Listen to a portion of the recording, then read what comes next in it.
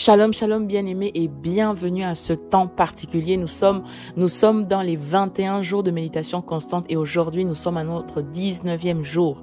Je suis Laure Prato et j'ai été missionnée ce matin pour apporter la parole. Alors nous allons élever nos voix. Père, nous voulons te dire merci. Merci pour ce jour merveilleux où tu nous donnes la possibilité, Seigneur, de nous lever avec de nouvelles perspectives, une nouvelle vision, une nouvelle manière de faire les choses. Merci parce que nos vies, Seigneur, sont calquées, sont à l'image de ta parole au nom de Jésus. Tout au long de cette journée, Seigneur, nous sommes heureux. Nous sommes plus qu'heureux de savoir, Seigneur, que ta parole est celle-là qui guide nos vies. Et la seule, Seigneur, qui guide nos vies, est la seule sur qui nous voulons nous calquer, sur qui nous voulons véritablement, Seigneur, nous positionner afin que nous ne soyons pas, Seigneur, entraînés par les vents, par les situations, afin que nous ne soyons pas entraînés par les principes de ce monde. Mais nous voulons puiser en toi notre véritable essence afin que tu puisses véritablement, Seigneur, te manifester dans tout ce que nous sommes et dans tout ce que nous ferons au nom de Jésus. Shalom encore une fois bien-aimés et nous allons commencer par le livre de Colossiens chapitre 3 versets 9 à 10. La parole de Dieu dit: ne vous mentez pas les uns aux autres, car vous vous êtes dépouillés de l'homme que vous étiez autrefois avec tous ses agissements et vous vous êtes revêtus de l'homme nouveau. Celui-ci se renouvelle pour être l'image de son créateur afin de parvenir à une pleine conscience. Donc je vais vraiment le relire. Ne vous mentez pas les uns aux autres. Ne vous mentez pas les uns aux autres, car vous vous êtes dépouillés de l'homme que vous étiez autrefois avec tous ses agissements et vous vous êtes revêtus de l'homme nouveau. Celui-ci se renouvelle pour être à l'image de son créateur afin de parvenir à une pleine conscience. Bien-aimés, lorsque nous sommes nés de nouveau, lorsque nous sommes nés dans ce monde, lorsque nous avons vu le jour en fait à travers notre mère, lorsque nous sommes nés dans ce monde, nous avons reçu en fait la vie humaine. Nous avons reçu la vie humaine par nos parents, la vie humaine et émotionnelle par le caractère, par l'éducation qui ont fait de nous en fait ce que nous étions. Donc dans notre comportement, dans notre manière de penser, dans notre manière d'agir, on faisait référence à une famille, on faisait référence à un père, à une mère. Jusqu'au jour où nous sommes nés de nouveau en Christ Jésus, nous sommes nés de nouveau et que nous recevons une autre vie, nous recevons la vie et la nature de Dieu. En fait, ça ne veut pas dire que nous avons deux vies, donc la vie humaine et la vie spirituelle, non. Ça ne veut pas dire que nous avons deux vies. Moi aussi, par exemple, je pensais de cette manière-là jusqu'au jour où le pasteur nous a fait comprendre en fait qu'on n'a qu'une seule vie. On n'a qu'une seule vie. Il ne s'agit pas d'une vie spirituelle et puis à côté on a notre vie humaine. Non, on n'a qu'une seule vie et en fait finalement c'est celle-là qui est présente dans notre conscience. Ça veut dire que bien aimé, de quoi as-tu conscience? Qui es-tu véritablement? En fait, ce qu'il nous faut comprendre, c'est qu'il est impossible d'être en bonne santé. D'être en bonne santé à l'extérieur si notre conscience est plus éveillée sur la maladie. Ça veut dire que tu proclames, j'ai la bonne santé, je suis en bonne santé. Mais si à l'intérieur de toi, ta conscience est éveillée sur la maladie, sur la tête qui te fait mal, en fait, tu médites ce problème-là, tu médites cette maladie-là, tu auras beau proclamer, je suis en bonne santé. Bien aimé, tu ne verras pas la bonne santé se manifester. Ce dont tu dois être consciente à l'intérieur de toi, ce sur quoi tu dois méditer, ce qui doit être une vérité permanente pour toi, c'est en fait tu es en bonne santé. Lorsque tu vas le proclamer, ce sera une manifestation de ce dont tu es conscient à l'intérieur de toi. Donc, pareil par exemple pour le désir d'être riche. On aura beau déclarer je suis riche, je suis riche, je suis riche. Mais lorsque la pauvreté est une mentalité, bien aimée, en fait, la pauvreté nourrit ta conscience. Lorsque la pauvreté est une mentalité, elle nourrit tes pensées. Lorsque, par exemple, la pauvreté est une mentalité, elle nourrit même tes agissements. Le pauvre est souvent conscient, en fait, d'une rareté présente. Je parle ici, en fait, d'un état d'esprit, d'une mentalité qui emmène à avoir l'argent, mais à l'avoir avec crainte. Et en se disant, mais c'est tellement rare pour moi qu'il faut que je fasse, je ne peux pas le donner, je ne peux pas même faire du bien aux gens qui sont autour de moi parce que c'est tellement rare. Donc, ça peut disparaître à tout moment. Tandis que la mentalité de celui qui est riche, le riche a une pleine conscience de l'abondance. Le riche est conscient qu'il l'a de manière abondante. Donc, nous devons vraiment, bien aimé, amener ce que nous disons être en adéquation avec ce que nous sommes à l'intérieur de nous. De quoi es-tu conscient, bien-aimé, lorsque tu dis « je suis riche, je prospère à tous égards ». Est-ce que tu le proclames que de la bouche, alors qu'à l'intérieur de toi, en fait, tes pensées sont des pensées d'inquiétude, sont des pensées de peur pour tes lendemains? Ce que nous sommes, ce que nous devenons au jour le jour, en fait, n'est le résultat que de ce que nous pensons. Dans, par exemple, Proverbe, chapitre 23, verset 7, il le dit. Donc, ça veut dire que tant que notre manière de penser, tant que notre conscience sera focalisée sur la vie humaine, sera focalisée sur notre vie terrestre, en fait, il nous sera impossible de vivre la vie de la parole de Dieu. Parce que comme je l'ai dit plus haut, en fait, la vie humaine, bien aimée, est en totale contradiction avec les réalités spirituelles. Là où le monde enseigne qu'il faut d'abord voir pour croire, les réalités spirituelles, en fait, t'emmèneront d'abord à croire pour ensuite voir. Ce n'est vraiment pas, en fait, c'est deux mondes différents. Bien aimé, tant que tu t'appliques à manifester la conscience humaine, tu ne pourras pas malheureusement manifester la conscience spirituelle. Parce que c'est deux mondes complètement opposés. Lorsque tu penses spirituel, tu dois d'abord déjà sentir à l'intérieur de toi, en fait, posséder ce que tu désires. C'est vraiment ça, en fait. Nous devons comprendre que la parole de Dieu nous amène déjà à posséder pleinement ce que nous voulons, à posséder pleinement ce que nous voulons avant même de l'avoir. Et c'est là où certains chrétiens, auront beau crier, auront beau pleurer, auront beau prier des heures et des heures pour emmener les réalités du royaume à se manifester dans leur vie terrestre. Mais en fait, finalement, ce ne sera pratiquement impossible, ce ne sera vraiment pas possible, en fait, de manifester ce que Dieu nous a donné, ce que Dieu a rendu disponible pour nous. Pourquoi? Parce que notre conscience est encore une fois calquée sur les réalités humaines. Le pasteur nous a fait comprendre en fait que la difficulté de rendre visible la vie divine est plus liée au manque de renouvellement de notre intelligence, est plus liée, au manque de renouvellement de notre manière de penser. Ça veut dire que tant que notre conscience est une conscience ancienne, est une conscience vraiment calquée sur le monde, sur les réalités du monde, sur ce que nous vivons, au lieu d'être calquée sur la parole de Dieu, bien-aimé, nous ne pourrons pas manifester la vie de Dieu. Nous devons arriver à penser et à agir avec une conscience de ce que nous sommes devenus en Christ et de ce que nous possédons en Christ. Qu'est-ce que tu possèdes en Christ? De quoi es-tu conscient? Qui es-tu véritablement? Qui es-tu réellement? En fait, même lorsqu'on fait asseoir en nous la conscience de qui nous sommes, en fait, on va voir les choses différemment. Lorsque tu as conscience que tu es enfant du Dieu Tout-Puissant, tu es enfant, tu es fils rattaché à celui qui pourvoit toutes choses, bien aimé, tu auras même du mal à penser, à réfléchir en te disant « mais demain, je vais manquer ». En fait, étant chrétien, en vérité, nous n'avons pas besoin en fait de croire que nous avons deux vies. Personne ne peut ne peut s'épanouir en fait en pensant qu'il a deux vies. De toute façon, celui même qui a deux vies ne peut pas être vraiment stable. On parle ici en fait de développer la conscience de notre réalité spirituelle, de développer la conscience de ce que nous sommes véritablement en Christ, pour que la vie de Dieu soit rendue manifeste, pour que la vie de Dieu soit pleinement manifesté, bien-aimé, tu dois avoir conscience de qui est-ce que tu es de manière spirituelle. Quand la Bible dit que nous sommes nés de nouveau en Christ, nous devons accepter cette vérité et être conscients que la vérité humaine a cessé d'exister, tout simplement parce que elle a été remplacée par la vie et la nature de Dieu. Ça veut dire que tout ce qui était de nous, dans notre passé, dans notre ancienne manière de faire, dans le fait de se dire, là, je dois déjà réfléchir sur comment est-ce que je vais faire pour payer le loyer demain. Bien-aimé, tu dois remplacer cette pensée en te disant, le Seigneur pourvoit à chacun de mes besoins. C'est folie pour les hommes, mais c'est sagesse, c'est foi pour ceux qui croient en la parole de Dieu. Donc, comme le dit en fait souvent notre pasteur, le monde spirituel ne cohabite pas. Le monde spirituel ne cohabite pas. Tu ne peux pas être un pied dedans et un pied dehors. Tu ne peux pas être un pied d'accord et un pied j'assure quand même mes arrières. Bien aimé, tu dois véritablement être fondé pleinement, totalement fondé sur la parole de Dieu.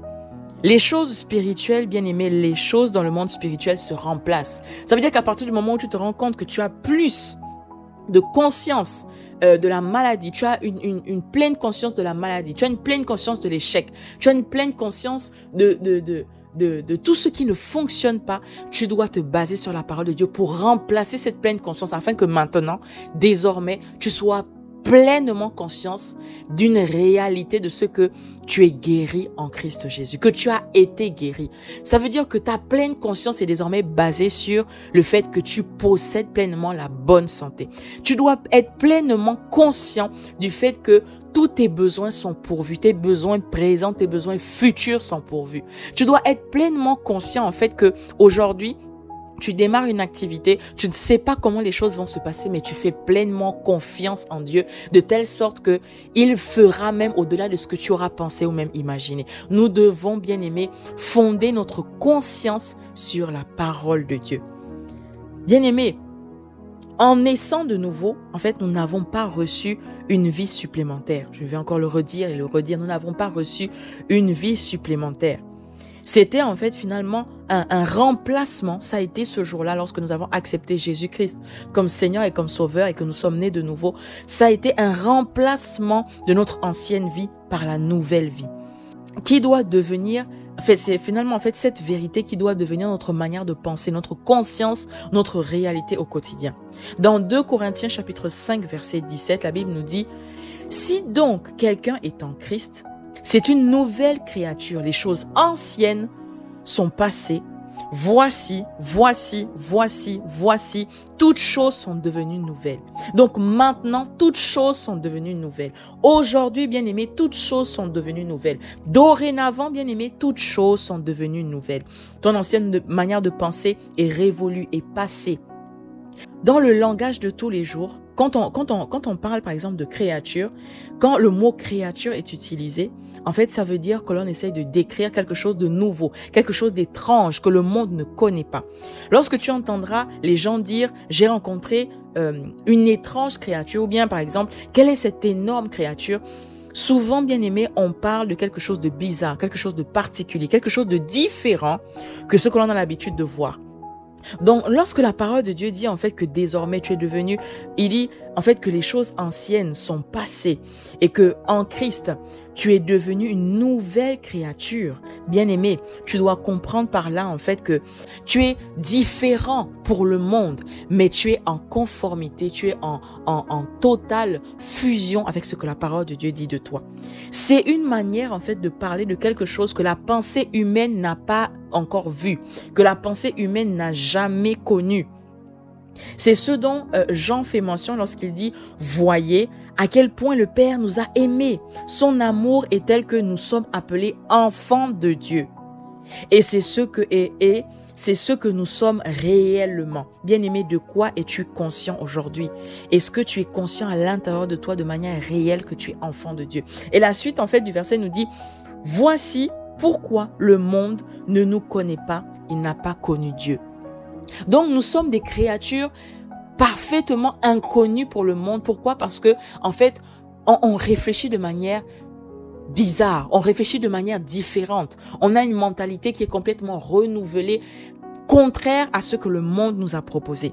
Donc en tant qu'enfant de Dieu, en fait, pas juste en le disant de mots, pas juste en le disant des lèvres, mais plutôt vraiment en ayant une pleine conscience de qui nous sommes dans notre réalité intérieure, bien aimée. En fait, finalement, nous possédons pleinement la vie et la nature de Dieu. Ça veut dire qu'en tant qu'enfant de Dieu, lorsque nous avons vraiment fait asseoir, si nous faisons vraiment asseoir à l'intérieur de nous cette réalité, cette vérité que nous sommes enfants de Dieu, en fait, tu réalises que tu manifestes pleinement, tu possèdes pleinement la vie et la nature de Dieu. L'illustration que notre pasteur en fait souvent aime vraiment utiliser, c'est l'histoire du lionceau par rapport à son père, donc au lion tout simplement. Le lionceau qui a 5 mois ne sait pas chasser, ne sait pas rugir, mais malgré tout ça en lui, malgré le fait qu'il ne puisse pas manifester toutes ces choses, en fait c'est un lion. C'est un grand lion. Il ne le manifeste peut-être pas encore, mais il a l'ADN d'un lion. Il a les attributs de son père. Il a les attributs d'un grand lion. C'est un lion, en fait, à part entière. Il a juste besoin de grandir, il a juste besoin il a juste besoin de manifester qui il est véritablement. Et c'est parce que, en fait, il sait qu'il y a un lion. Il n'est pas en train de surjouer. Il n'est pas en train de jouer au lion. Souvent, en fait, il y a des chrétiens qui aiment jouer aux chrétiens. Bien aimé, tu es chrétien, ça veut dire que tu manifestes pleinement ce que Christ a manifesté. Tu ne joues pas aux chrétiens. Tu n'es pas en train de subir ta vie chrétienne, mais tu la vis pleinement. Parce que c'est ce que tu es. C'est quoi un chrétien? C'est celui qui est à l'image de Christ. Donc, en tant qu'enfant de Dieu, ayant la vie et la nature de Dieu, nous ne sommes plus sujets à la maladie. Nous ne sommes plus sujets à l'échec. Nous ne sommes plus sujets à la mort. Bien-aimés, nous sommes de nouvelles créations, nées de Dieu, avec la nature de Dieu, avec la vie de Dieu en nous, qui remplace totalement l'ancienne vie, qui remplace totalement l'ancienne nature, qui remplace totalement l'ancienne mentalité humaine que nous avions. En fait, c'est pourquoi finalement Christ est venu. Christ est venu, il dit dans Jean chapitre 10, verset 10, il dit « Le voleur vient uniquement pour voler, tuer et détruire. Moi, je suis venu pour que les humains aient la vie et qu'elle est en abondance. » Bien aimé, c'est pour cela que Christ est venu. Il est venu en fait pour que cette vie-là soit pleinement manifestée en nous. Donc, il a déjà tout pleinement manifesté. Maintenant, ce que nous devons faire, c'est simplement éveiller cette conscience au travers de la méditation constante. Au travers de la méditation constante, nous éveillons notre conscience. Nous réveillons ce qui est vérité pour nous. Ça veut dire qu'il est venu, en fait, la vie dont parle ce passage, la vie dont il parle, il s'agit là, en fait, de la vie divine, qui remplace tout simplement la vie humaine en tout et pour tout. Ça veut dire qu'avant, tu pensais de manière humaine, tu agissais de manière humaine, tu réagissais de manière humaine en fonction des informations humaines que tu pouvais recevoir. Maintenant, bien-aimé, laisse-moi te dire que tu es celui-là qui détient la vie divine à l'intérieur de toi. Donc, tu manifestes la conscience divine de ce que tu es. Tu manifestes pleinement ce dont tu es conscient. Et ce dont tu es conscient vient d'où? De la parole de Dieu. Tu manifestes la conscience divine grâce à la parole de Dieu. Tu parles en fonction de la parole de Dieu. Tu réfléchis en fonction de la parole de Dieu. Lorsque tu réfléchis à tes lendemains en disant, bon, qu'est-ce que je peux mettre en place? Qu'est-ce que je peux faire pour demain? Bien aimé, tu ne réfléchis pas en disant, comment je veux faire? Celui qui a, il réfléchit, qu'est-ce que je peux faire? Je veux manifester telle et telle et telle chose. Celui qui n'a pas, il dit, comment je veux faire? Comment est-ce que je vais faire? Comment est-ce que je vais faire pour y arriver? Par quels moyens je vais passer? En fait, ce que nous devons comprendre, bien aimé, c'est que dans notre conscience, à l'intérieur de nous, la parole de Dieu doit être en éveil, doit être en ébullition, doit être pleinement manifestée. Et c'est à ce moment-là, en fait, que nous allons manifester sans le faire de manière laborieuse. Nous allons manifester ce que la parole de Dieu nous dit que nous sommes. Donc, j'ai posé un jour la question au pasteur de savoir comment développer, comment avoir la foi, en fait, de la femme qui avait la perte de sang. Une foi telle que même Jésus avait senti qu'une force, une puissance était sortie de lui. Ce qu'il m'avait répondu, c'était que les premières choses concernant la foi, bien aimé, c'est que nous devons être conscients du monde spirituel. Nous devons être conscients du monde invisible. Nous devons être conscients du monde de l'esprit d'où est issu tout ce dont nous avons besoin. Bien aimé, nous possédons tout en Jésus-Christ. Nous possédons toutes choses en Jésus-Christ.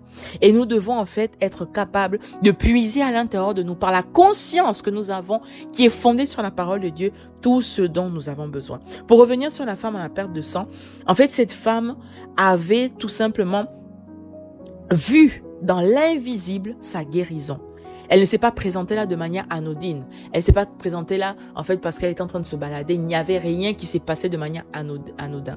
C'est vraiment, en fait, une conscience. Elle s'est dit, je me présente là.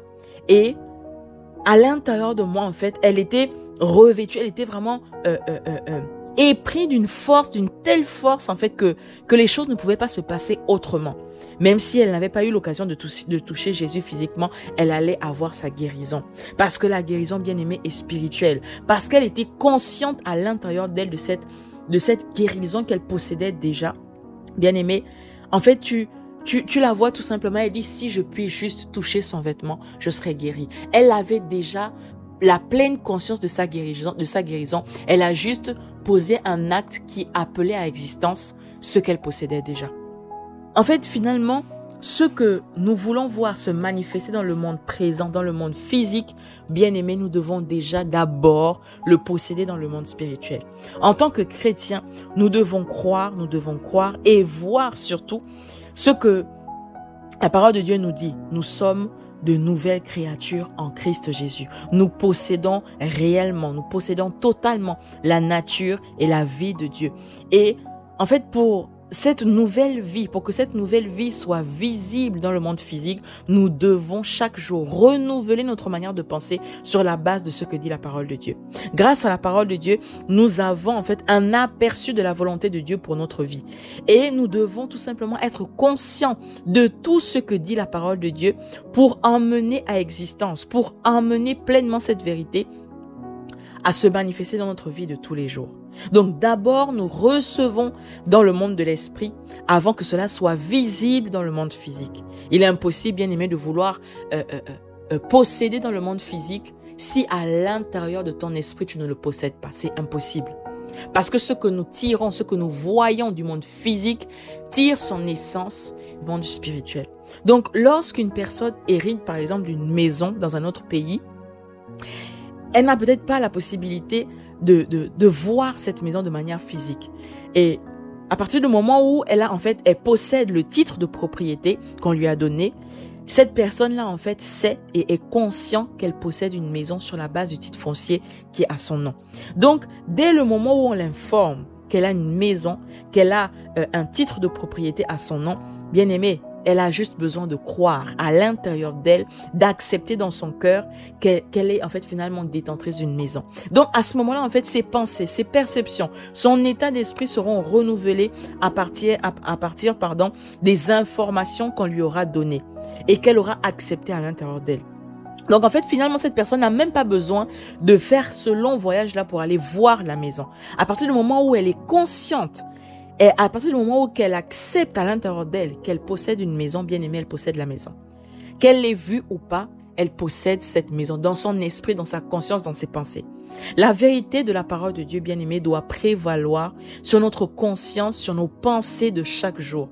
Grâce à la méditation constante, grâce au fait de mâcher, de ruminer encore et encore la parole de Dieu dans notre esprit, nous devons en fait amener nos pensées, notre conscience à vivre déjà la vie de la parole, avant même qu'elle se manifeste dans notre vie physique. Que veux-tu? Que veux-tu posséder aujourd'hui, bien-aimé? Déjà, rumine-le, fais-le repasser dans ton esprit. Fais repasser ce que tu désires à l'intérieur de toi. Et lorsque cette conscience sera pleinement établie en toi, tu le manifesteras inéluctablement à l'extérieur de toi. Chaque jour, grâce à la méditation constante de la parole de Dieu, bien-aimé, nous devons arriver à développer la conscience que nous sommes associés au genre divin. La conscience que nous avons en nous, la pleine totalité de la divinité en nous, bien-aimés. Pas à l'extérieur, pas au ciel. Elle habite pleinement en nous. Donc, dans notre esprit, en fait, nous avons la totalité de la divinité qui est garantie. Si nous devenons conscients de la présence tangible de l'Esprit de Dieu à l'intérieur de nous, bien aimés, les paroles de notre bouche seront esprit et elles seront vie. Ce ne sera plus des paroles en l'air. Ce ne sera plus des paroles que nous allons répéter plusieurs fois en pensant qu'elles vont se manifester. Lorsque nous ouvrirons nos bouches, nous serons conscients que la mort et la vie sont au pouvoir de notre bouche. Alors nous allons même faire attention de ce que nous allons dire. Nous allons même faire attention des paroles en l'air que nous allons prononcer. Lorsque nous serons capables à l'intérieur de nous d'établir la pleine conscience de la divinité, bien-aimée, nous allons donner vie à tout ce qui nous entoure. Quand nous serons réellement conscients que Christ habite dans nos cœurs par la foi, nous aurons confiance en un avenir meilleur, en une vie quotidienne de gloire en gloire, en une vie quotidienne croissante, en une vie quotidienne fleurissante, tout simplement parce que c'est lui en fait qui nous prend par la main en fait et qui nous conduit à accomplir la volonté parfaite de Dieu pour nous. Devant l'incertitude de la vie, devant tout ce que le monde peut te prouver en te disant c'est improbable, c'est impossible, c'est incurable. Bien-aimé, nous devons tout simplement déclarer avec foi et assurance la parole de Dieu. En fait, lorsque tu vois une situation qui veut t'ébranler ou bien qui veut te tenir tête, tu déclares, tu proclames la parole de Dieu. Je suis positionné en Christ. Je suis à ma place. Je suis assise avec Christ à la place de l'autorité. Au-dessus de tout gouvernement, au-dessus de toute autorité, au-dessus de toute puissance, au-dessus de toute conscience humaine, au-dessus de tout diagnostic humain, au-dessus de tout ce que le monde médical peut dire, au-dessus de toute seigneurie, au-dessus de tout nom, bien-aimé, tu dois proclamer en fait finalement ce qui est conscience en toi. Lorsque tu vois des situations qui veulent t'ébranler, tu dis, je suis assise au-dessus de toutes ces choses. Alors je suis plus que vainqueur. Alors je surplante. Alors rien ne peut m'ébranler. Bien-aimé, lorsque tu parles la parole de Dieu, tu affirmes avec conscience et avec puissance. En fait, tu dois le proclamer. Tu affirmes, tu déclares, j'affirme, je suis au-dessus de toutes circonstances de vie. Je suis au-dessus de toutes circonstances qui veulent m'ébranler.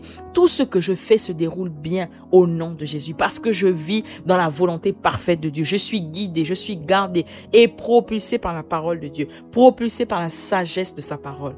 Waouh! Lorsque nous prenons conscience de toutes ces choses, bien aimés, tout ce que nous allons dire, finalement, sera esprit et vie. Parce que c'est vie déjà à l'intérieur de nous. C'est vie. Donc, ce que nous disons sera vie également. Dans 1 Corinthiens chapitre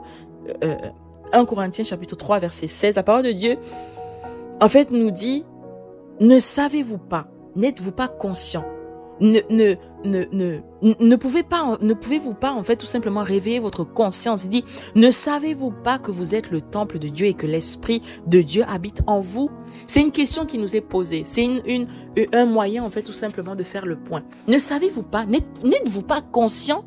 N'êtes-vous pas éveillé sur cette vérité-là? Votre conscience n'est-elle pas éveillée sur cette vérité? Ne savez-vous pas que vous êtes le temple de Dieu et que l'Esprit de Dieu habite en vous? Bien-aimés, ce que nous devons faire, souvent c'est un verset qu'on connaît, qu'on répète sans cesse. Mais si nous prenons le temps de faire asseoir, je suis le temple de Dieu et l'Esprit de Dieu habite en moi. Je suis le temple de Dieu et l'Esprit de Dieu. Waouh! Lorsque nous allons ouvrir notre bouche en disant maintenant, j'appelle à l'existence telle ou telle chose. Mais tu sais que ce n'est plus toi qui parles. Désormais, c'est l'Esprit de Dieu en toi qui parle et qui donne vie à ce que tu dis. Bien-aimé, les choses sont différentes. Grâce à la présence de l'Esprit de Dieu en nous, dans notre communion, dans notre fusion avec lui, nous vivons réellement la vie de Dieu. C'est-à-dire que nous sommes vitalisés. Nous sommes en fait emmenés dans notre corps, dans notre esprit, dans notre âme à manifester pleinement la vie de Dieu. La maladie, en fait, ne peut plus prévaloir dans nos organes. La mort ne peut plus prévaloir dans notre esprit. Les limitations mentales ne peuvent plus prévaloir dans notre mentalité, dans notre esprit. Ça veut dire que désormais, en fait, on est véritablement libre. On est véritablement affranchi de tout poids de ce monde, de toute situation malencontreuse. On est véritablement, en fait, on n'est plus sous le joug, on n'est plus sous le poids de toutes ces choses. On est véritablement libre. Libre désormais maintenant de fonctionner par rapport à la parole de Dieu. Bien-aimés, lorsque nous prenons véritablement en fait conscience de toutes ces choses, la vie est différente. Nos vies seront totalement différentes. La perfection en fait va s'exprimer dans tout ce que nous ferons, tout simplement parce que à l'intérieur de nous, notre mentalité sera différente. Même le fait de penser, de réfléchir, de raisonner sur une situation sera totalement différente, basée sur la parole de Dieu.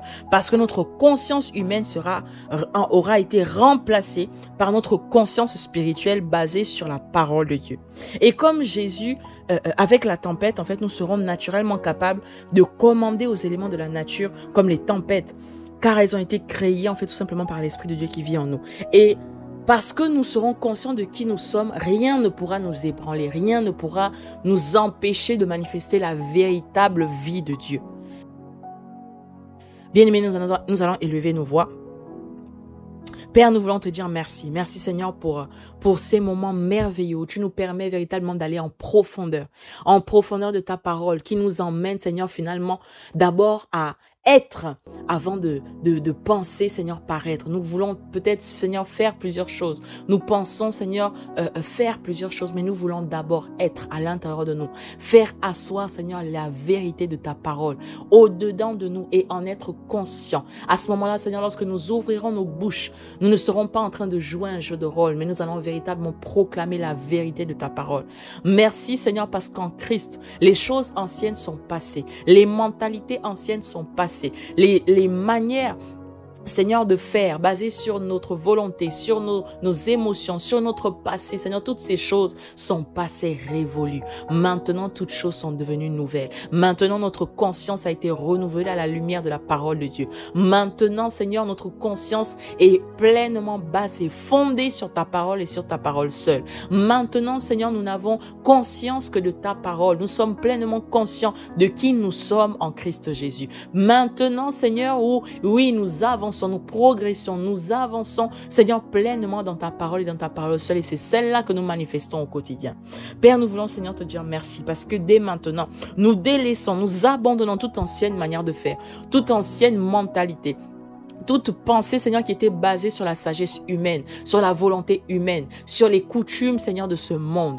Maintenant, Seigneur, nous fonctionnons. Nous décidons de véritablement fonctionner, tout notre être, notre esprit, notre âme, nos corps. Seigneur, fonctionner sur ta parole et sur ta parole seule. Rien ne pourra, Seigneur, nous ébranler, rien ne pourra nous divertir. Nous sommes fondés en toi et c'est notre conscience dans notre quotidien de tous les jours. Père, merci. Parce qu'au nom de Jésus, dès maintenant, Seigneur, ta lumière nous éclaire, ta lumière nous permet d'aller plus loin, en profondeur avec toi. Nous sortons, Seigneur, de tout ce qui est approximatif, de tout ce qui est jeu de rôle. Nous voulons véritablement manifester pleinement la vie que ta parole contient. Voilà pourquoi dès maintenant, nous nous réajustons. Nous nous laissons transformer dans notre intelligence. Seigneur, par ta parole, nous sommes renouvelés à l'intérieur de nous au nom de Jésus. Nous affirmons que la divinité habite dans nos corps physiques au nom de Jésus. Nous sommes, Seigneur, une nouvelle création, non soumise aux éléments de ce monde, mais désormais soumis à ta parole et à ta parole seule, au nom de Jésus. Nous faisons mourir nos intérêts personnels. Nous faisons mourir toutes sortes d'égoïsmes. Nous faisons mourir le moi. Nous faisons mourir, Seigneur, la chair, et nous voulons véritablement être fondés, esprit à esprit, être en unité avec toi au nom de Jésus. La divinité coule dans chaque fibre de notre être au nom de Jésus, dans chaque cellule de notre sang, dans chaque partie de notre corps. Seigneur, dès maintenant, nous régnons et nous dominons sur la maladie, sur toute forme de pauvreté, sur le manque au nom de Jésus. Nous sommes supérieurs à Satan et à ses œuvres au nom de Jésus.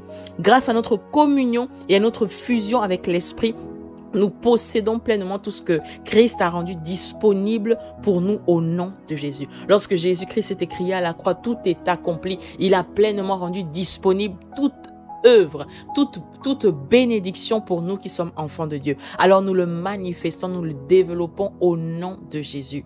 Père, merci, parce que grâce à la méditation constante de ta parole, Seigneur, nos paroles, notre discours est copié et calqué sur ta volonté et ta volonté seule pour nos vies au nom de Jésus.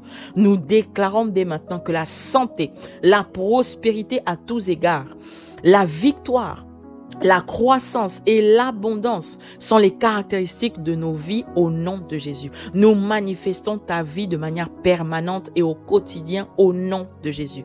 Rien ne peut nous ébranler, rien ne peut nous limiter au nom de Jésus. Nos capacités sont manifestées de manière illimitée car nous sommes divinement dotés pour vivre une vie de gloire, de victoire selon la puissance de Dieu qui agit en nous au nom de Jésus.